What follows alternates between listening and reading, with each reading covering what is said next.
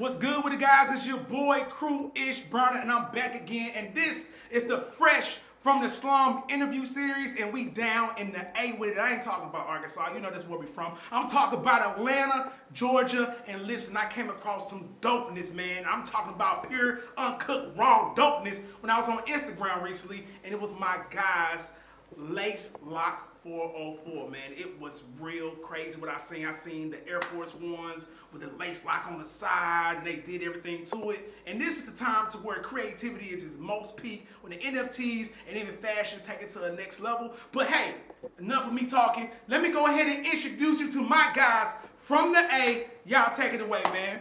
Appreciate the love, man. It's Javante from Lace Locks 404. And I'm Devin. We had a real conversation. We might get some behind the scenes real soon, okay? Sure. But look, first thing first, man, we always got to know the origin story, man. So how did this start? Like, what was the first love? What triggered this? What made you guys go into this space? Man, I think honestly, like, we had always been in the sneakers for real, but when we started working at Nike Linux, that really turned us up a little bit. And then once we got a taste of it and we knew we could probably do it ourselves, we just tried to jump in our own lane and really make it work for us. So you guys, so it was basically working. It always started at the resale store, right? And it's like, why are we making them rich when we can make ourselves rich? Or there you go. You putting on the clothes like, I can make this better. Come on. You know, it doesn't feel right. It doesn't feel like something that I will make. I will improve the quality, right? For sure. So what was the first piece that you guys decided to go with? Or did you guys go into the resale first? Because I went through you guys' Instagram, and I noticed that you guys were selling shoes on there at first. Word. So where did the transition from resale goes to fashion brand come into play?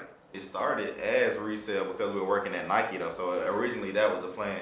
So it was to get the shoes on our discount and flip them. Finish line. Listen. Foot Locker. Yeah, I know. Yeah. Let's keep it. So you get it. Yeah. Go ahead. As it went on, we started with our first product was a sock. When we dropped the sock, it kind of went crazy though. It was like we couldn't have enough socks at the time when we dropped the socks. So we just kept dropping the socks, and then it kind of organically turned into other clothing garments, but we never intended to make clothes though. I got you. So what was some of you guys' influence to go that way? I know you guys said y'all worked in the Nike store, it originally was the resale, but what was on television? What outfit did you see? What designer that caught your eye that made you say, you know what, I can do this? Honestly, like people like Joe Fresh Goods, honestly, just seeing like other black designers and stuff he do. Just seeing a lot of the different markets he touched while he was making his run, and then we were looking at that like, you know what, honestly, like it's possible. So we started, like he said, we started with the sock, and then from there we just opened our imagination and creativity, and then now we're where we are today. Yeah, I think it was real organic though. Like our brother over here, he made clothes, so I think that was kind of like our intro to him making clothes. He kind of was showing us that you can make these pieces and things like that. So absolutely, it kind of, I think that was part of what inspired us to make clothes as well too. Though, just seeing that was possible. Listen, you said it on camera, so I'll make sure if y'all get big like Kanye West with the Yeezy. Now, of course, I was saying it'll be just like that. We're making socks on his heat press machine. We're in his crib making the socks. 2, 3 in the morning, making socks. Late nights, making hella socks. Man, you can never have enough socks though. So I can only imagine that blew off. So when that happened, that's when the other garments started taking into place when you guys seen the socks? For sure. Just seeing like the love and the reception we got from it, honestly. Like you said, like it really went crazy. So once we saw like the reception we got from the socks, it was like, all right, you know, what else can we do? And then we really started pushing. It went to t-shirts, but the t-shirt really, it was kind of slower. We really didn't get a lot of love on the t-shirt. But I really don't know where it kind of just spiraled out of, like to where it just was like selling out. I can't really pinpoint exactly where it got to that point, but it started as like a t-shirt, and it wasn't really fast moving. It was slow. I think like our brand organically grew, and then the garments kind of organically came with what we were doing at the time. Right. Listen, I always tell people, man, it takes 5 years to make overnight success. Word. They laugh about that. I'm dead serious. Looking at FUBU failed 10 times before it actually took off. Word. And that's why I tell people all the time, man, listen, you can't give up on your first discrepancy and do that. So besides the slow moving, what were some of you guys' challenges that you had to face? Like, let us know, what was the issue? Was it the manufacturing issue, promotion issue, not getting enough support? So what was the biggest like issues you guys had when it came to really pushing your brand? Just organically growing, I think. organically we got into, when we started doing sweatsuits, we got into H&M. So with H&M, then the pandemic hit. The hardest thing with H&M, they didn't have sizes. Right. So they were selling out a lot. So we want to do like gray sweatsuits, black sweatsuits. You want to see all these colors, but they don't have it in stock. So dang, how are we going to get it? We just organically end up finding a vendor, and it really was a blessing. It wasn't really, I really think it really wasn't us. It was something greater than us that really made it happen. Absolutely. So basically, universe timing. Right. Definitely. Right. So we get into the gray sweatsuits. We get into the sweatsuits because I seen Letterman jackets, sweatsuits. I even seen rugs. Right? Yeah, but the biggest thing before we get into that, because a lot of people don't know, it don't have to stop with just garments. Right. You can actually venture off and do other things, because I just got into rugs. I just got big into rugs, and I seen you guys rugs, and I was really in my feelings and upset. Like, oh shit, I need that rug. I don't know why I need that rug. I just want it. You know what I'm saying? So I was definitely willing to pay that ticket for it, but you guys sold out. But you know what? They kind of brought a joy in me, because I'm like, yo, It's possible. it's possible. That shit is crazy, right? Yeah. So when it comes down to working the different garments, what was the difficult, like what issue did you have when it came to breaking off into different garments or different items like rugs and stuff like that? We can actually start about the rug. I think that's a unique thing. Yeah. I started seeing the rug and started catching on. Right. So you guys kind of explain to you how you got to the rug aspect of your brand. I think more so just realizing like people like follow your message more so than your products, right? So once they believe in your brand and your message, then you can kind of venture out into a lot of different products. And then looking at a lot of other brands and a lot of other Fortune 500s, they were making garments, but they were also making accessories too. So just jumping into a different lane to where we can find a connection between people wanting not only our stuff, but then just wanting other accessories included as well. So we started with the rug. And then from there, seeing the response it got, like you just said, like wanting that rug and then selling out, it just let us know that, okay, you know, we can go into a lot of different accessories, and looking at brands like Supreme, looking at brands like Joe Fresh, looking at brand Palace, all these other brands, you know, they sell garments and they also sell accessories that do well too. Right. So that rug was just our first introduction into accessories, and just learning like, okay, not only do they like our sweats, our socks, our tees, but now they like our accessories too. So now just finding a way to, you know, just be holistic and just getting, you know, the most bang for our buck, honestly. Right, and just don't box yourself in. I think that was like where it came from. Because, you know, like we started, like I said, people weren't really rocking with the t-shirts at first, and we tried something else. Right. So it's kind of like you never really know what people gonna rock with until you try it. Right. So if I don't never try a rug, then you never know what the response might be. Absolutely. But if you try it and then it hits, then you never know. You just gotta try. Was it real difficult finding a manufacturer or finding somebody? Did you guys do that locally, or was it outsourced overseas, or how did you guys do that? Overseas. Definitely outsourced. And it was trust. It was trust and faith that he wouldn't screw us over and run off with our money. We didn't know that. Like I said, but now we put all our homies on because we took the first chance and we tried the vendor out and we seen the quality, and now we can spread it on to our homies and they can try the vendor and we can really create whatever we want to create at this point. Right. Now try to explain people, man, you're going to have to outsource. You can find stuff in the U.S. as well, because even people that make carpet by hand, like you can find people on Instagram that's in the States that can make it by hand, but just know you're going to pay that cost, because the name of the game. Overseas production is way cheaper. Right. Way cheaper. A lot of people be trying to say they try to keep it in America or whatever, but I think like most of, even with bigger businesses, they're not doing it in America. No. A lot of stuff say made in China or wherever it's made at. Right. If everybody looked in their shoes right now, it'd be the same thing. Made in Taiwan. Playing the same game they play. Right. That's normally how it goes, man, because the outsource really helps. And then you got to think about it, they got the facilities to actually keep up with the demand, and they got the turnaround time is way faster. And then you can make those corrections. It's a risk though, but yeah, I think, like I said, with our vendor, I think you just build a relationship. If we end up building a relationship, keep building a better and better relationship with this person, organically, we just gonna keep getting better and better results from our relationship dealing with them turn, which would be our products. Right. Man, so that's just the thing, man. It's all about relationship networking, pretty much understanding the process and understanding this is a scary process because you don't know what's going to happen with your money. You don't know if somebody's going to run off, let's say, quote unquote, run off with the plug money, and it basically goes into the issues. So, kind of staying on the rug. The reason why I'm staying on the rug, because that is not a conversation that people have when it came to other pieces, right? We know about the shirts and everything else, which we're going to get to the shirts, the jerseys, and all of that. We actually get to the photo shoots too, because you guys got some nice unique photo shoots when they come down to that. So let's talk about the sample process of your guys' rug. Like, how many times did you guys have to go through the sample process, or was it was a first hit and then everything took off? One time. It was amazing. They sent Lucky. it. It was amazing. It was No, for beautiful. sure. We said, yo, how do we get more of these? How can we get more? Yeah. It was Absolutely. beautiful. I mean, but you can check people's work by looking at their Instagram, though. Right. So you can check their work and see what their quality of work like, and it might not be, even if it's not ideally what you would want. You just talk for yourself, but it might be close enough and where you can just tweak it a little bit and things. That's the thing with samples. Like, you sample it out, you want to get it closest to what you want it to be, and then you can kind of tweak it a little bit and make it what you want it to be. Right. Man, listen, because people don't understand the sample process is expensive.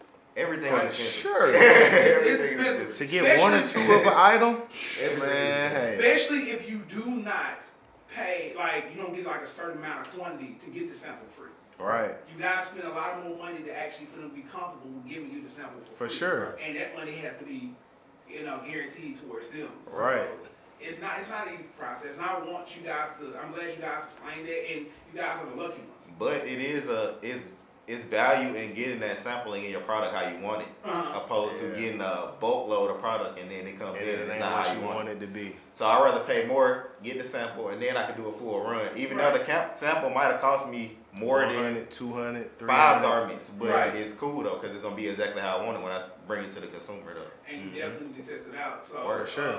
For sure. So what was the response from the rugs? Crazy. Amazing. Can't Like handle just it. putting it on the story that first time, and then you get a whole bunch of need 'em, fire flame emoji, flame emoji. Yeah. 16 So, Charmanders. there you go. Exactly. So yeah, it's worth whatever you paying.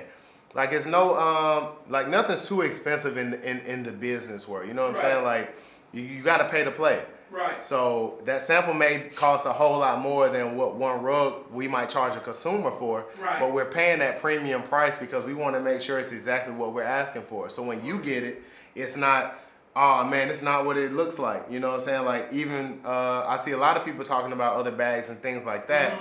And then they get the bag and it's not what it looks like when they looked at it online. Right. So we're paying that premium ahead of time so we can cut that negative aspect out of it. So when we get it, we know it meets the quality aspect. Right. And then once it meets the quality aspect, we can give it to our consumer, and then they know what they're getting from us is top notch and it's no BS.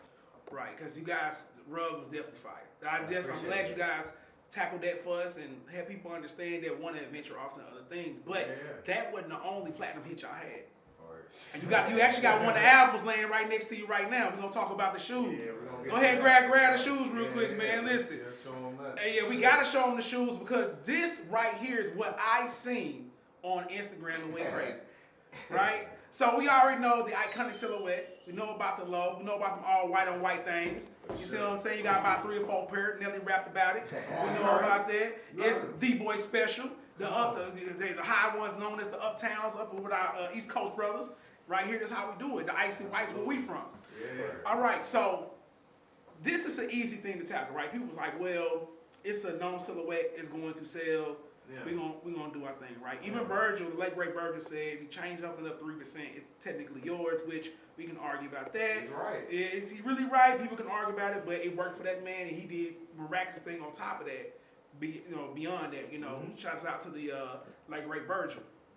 Now, there is some unique things about you guys, Air Force Ones, and we're gonna go through the detail because we want people to understand if you're gonna do this thing, you gotta do it well, all the way. You can't play with it. All right, so we're gonna talk about my favorite part that's on the back, and it's the patch with you guys' name on it. So let's talk about the patch process, right? Why did we go with that process on the back of the heel of the Air Force Ones?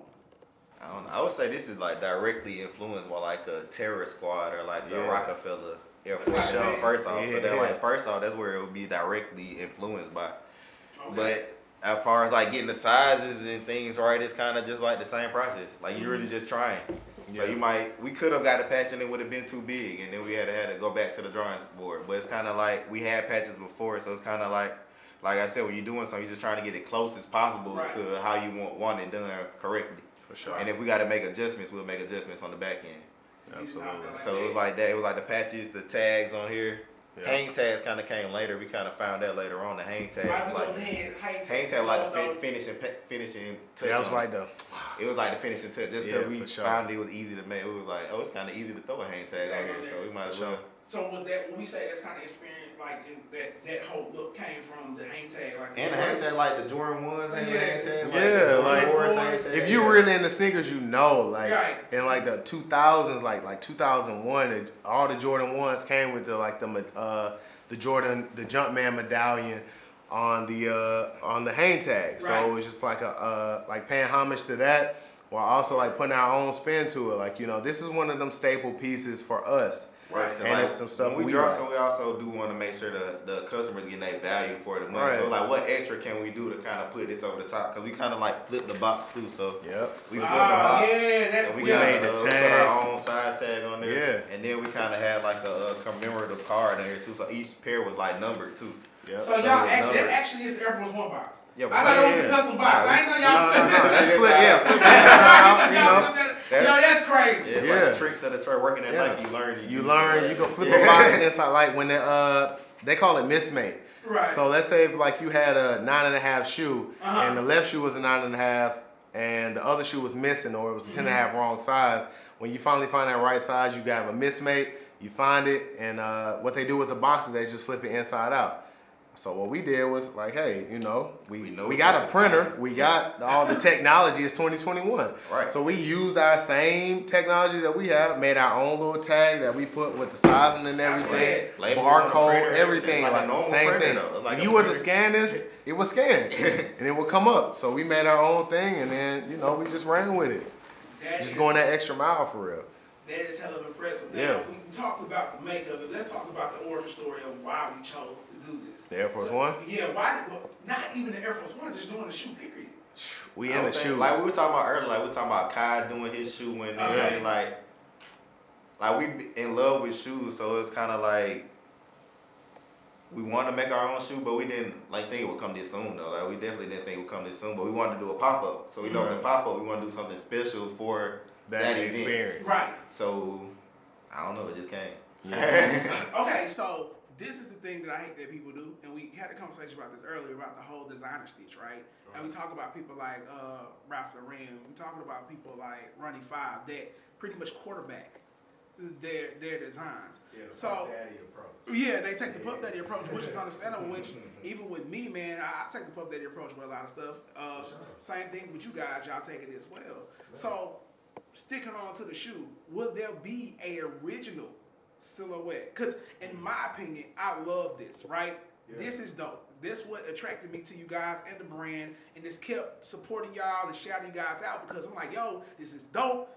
We need to tell people about this, right? I don't have to wait on anybody to do it. I'm gonna do it myself. But to me, that is like a collaborative. If Nike was to come to you guys, right? This would be the idea. Like we said before, if that ever was to happen, if we speak it into tuition, this will be what it will look like. One of them. Yeah, for sure.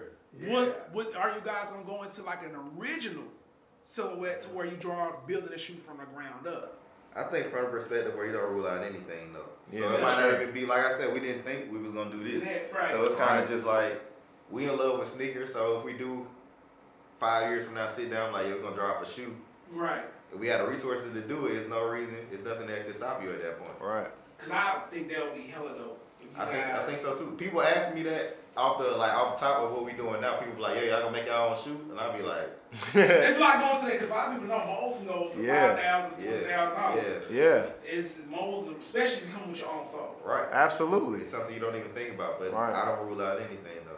No. When we open to a collab, if Nike, Jordan, New Balance, Reebok, whoever it is, you know what I'm saying? Like, I ain't never too proud to be like, no, I don't want to do a certain thing because that's bad business. And more than, creating garments, we take pride in being businessmen more than anything. Correct. Right? So, we're open-minded to anything, but, that's a great question. We might have to explore that and see if we have we talked about the Kais and stuff, right? Mm-hmm. So what about linking up with an independent sneaker brand that might see what you guys are doing and like, you know what, let's collab, let's do a pop-up together.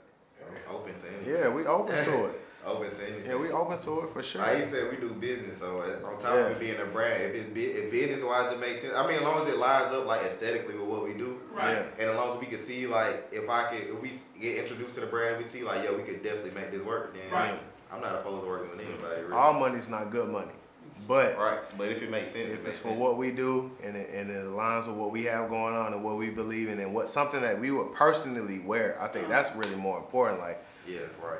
more so than just making clothes that's cool. Like we actually wear the stuff that we make. So if it's sweatsuits, t-shirts, shoes, whatever it is, like we would actually put it on before we would try to sell it to somebody else. So we're not trying to sell you something that we wouldn't personally put on. Right. Like if it's something we would rock, we will probably put it out, and then we'll see what it does to the masses. But yeah, all money's not good money. So And I agree with that because sometimes you gotta think about your name too. You can't put your name on everything because you don't know their type of business, and it can tarnish what you got going on, and it can really ruin your face card when it comes to it. So the biggest question that I want to know, just me being greedy for the people that missed out, will this happen again? The Air Force One. It's I don't possible. know. It was expensive, like we said before. It was an super expensive project. So it's like once you get over the hump and you get to the last one, you like, man, do you want to climb up that mountain again and try to work your way back down? I mean, that's the fun part. But it got a good response though. That's what I'm saying. But I think it's fun. It's more fun when we do it like an event. Right. More like it's more special to an event or something like tied that. in to where you can only get it at a certain experience. Yes. Like when we do pop-ups and stuff like that, we don't want to just sell you a product. We want to create an experience for you. So we're not forcing you to come in and spend your money. But since you're having such a good time, the music is cool, the aesthetic is cool, everything and the environment is good.